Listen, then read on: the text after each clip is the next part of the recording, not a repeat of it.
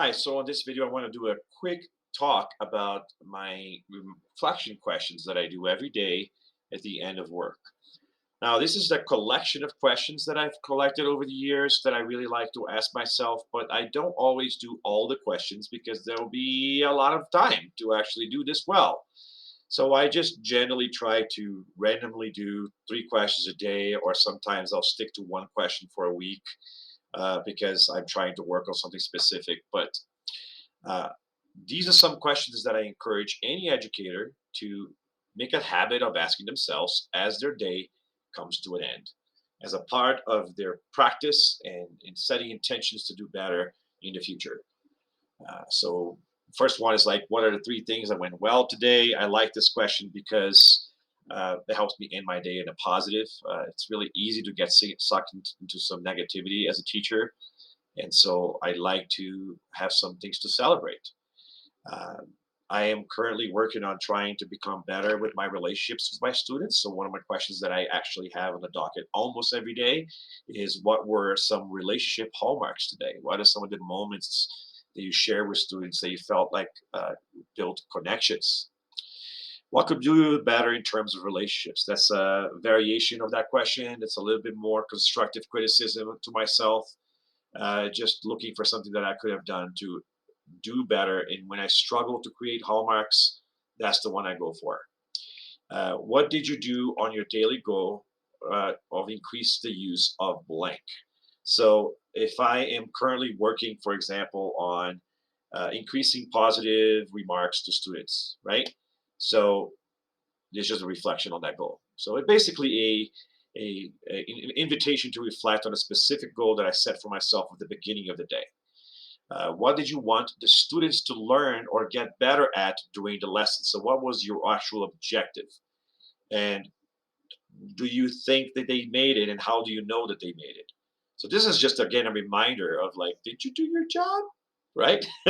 So, it's especially the how do you know they made it, right? So, that kind of forces you to kind of reflect on, did I collect enough data to know that they're doing what they're supposed to be doing? What were some of the instruction materials that you used? Were they ready? Were they useful? In particular, lately I've been focusing a lot on my delivery of chunked instructions, and also have scaffolds ready to go for the assignments that the students are doing. And that's something that I'm really working on improving. So that's why that's in there. How often do you teach this kind of lesson? Is this new or teen?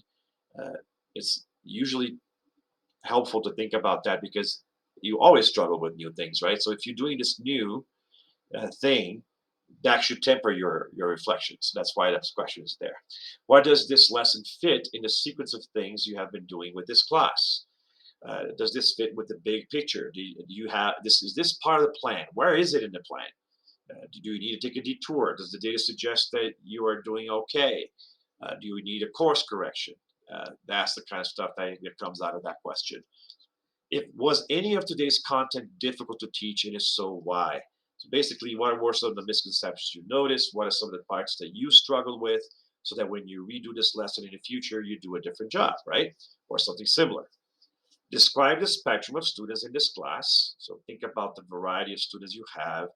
Think about their needs, both in terms of interest and where their preparedness is like, what their um, preferences are like, and how did you take care of that throughout the lesson? Did you consider differentiate for the different needs of the student? If not, what could you do different next time? Were any plan adjustments necessary for the lesson? Why and did they work? So basically, what went wrong, and how did you deal with it? This is really great to teach you to acknowledge how you did on the fly and what could you do to have better in the future, so that next time you have an unanticipated event, you'll be more ready for it. What, if any, are the common misconceptions or alternative conceptions encountered when teaching this lesson? So again, if I'm trying to build a frequently asked question document that acts as a scaffold over the years, I need to create and pay attention to not only the things that people understand, but also what are some of the ways that students saw this that I didn't see it, so that I can account for that in my future lessons and scaffolds.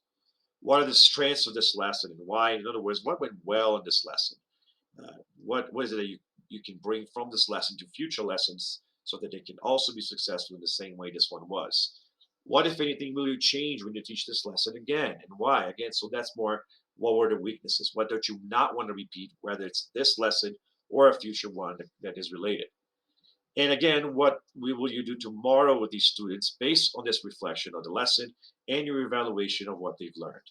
So basically, do you have to change the plan? Do you need to reteach? Can you accelerate? Stay the course?